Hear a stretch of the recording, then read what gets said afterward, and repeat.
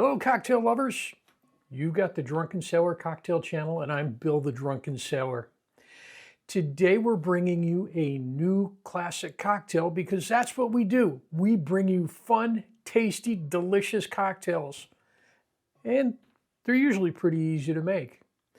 Today's cocktail dates all the way back to 2016. It comes from a classic cocktail that is 100 years old.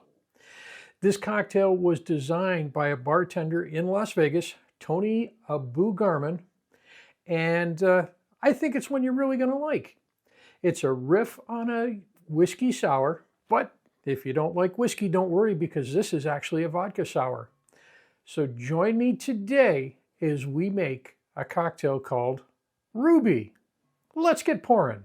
Now, if you've been here before, thanks for joining us again. If you've never been here before, stick around, watch the cocktail. We're going to show you step by step how you can make this creation in your house, in your bar. I, by no means, am not a professional bartender, but I'm a guy who likes cocktails. My wife went away for a weekend and I built this bar. This cocktail is pretty simple. As I said, it's a riff on a whiskey sour, a sour cocktail. So the first thing that we're going to do is put in an egg white.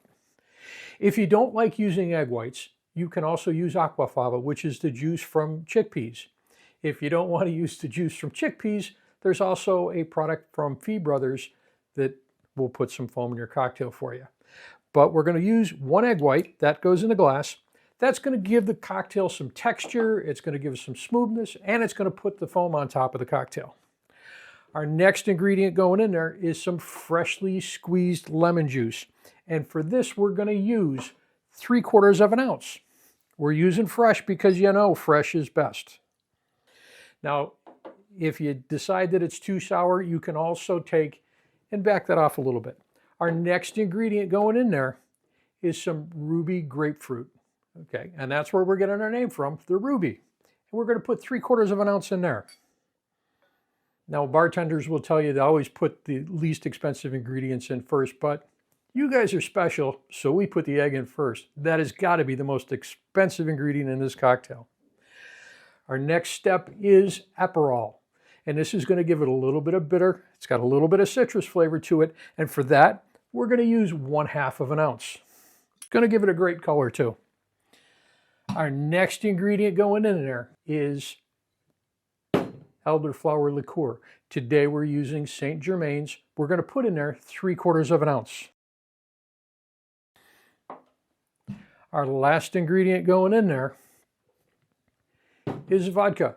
Now, when Tony made this cocktail, he suggested to use a potato-based vodka, and that's what Belvedere is. That's a Polish vodka, and by law in Poland, apparently you need to use potatoes. It's actually my favorite vodka, so it works out really well. We're going to use 1.5 ounces.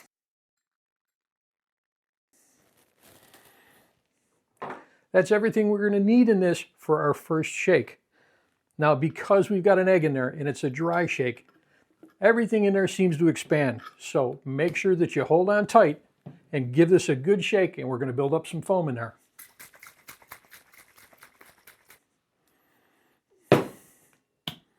And you can see it pops when we're in there. Now that we've got that egg white incorporated into the cocktail, we're going to put some ice in there and we're going to chill this down. And we're going to give this another 10-second shake.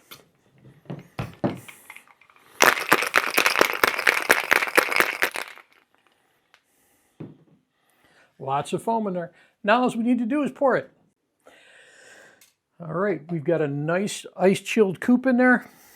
And now we're just going to pour. We've got a beautiful color on there. This is an amazing cocktail for the springtime.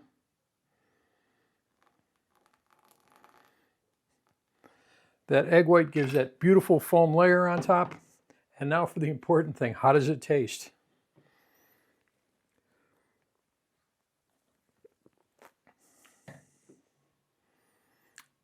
This cocktail has everything going for it. Belvedere, which is always my favorite vodka, nice, smooth, delicious. You've got your lemon juice in there, that brightens it up. You've got the grapefruit juice in there to make it tart. You got the elderflower that pulls in some botanicals in there. and the Aperol in there just makes it a little bit better. But throw it all together and you've got one balanced springtime cocktail. Cheers, everyone.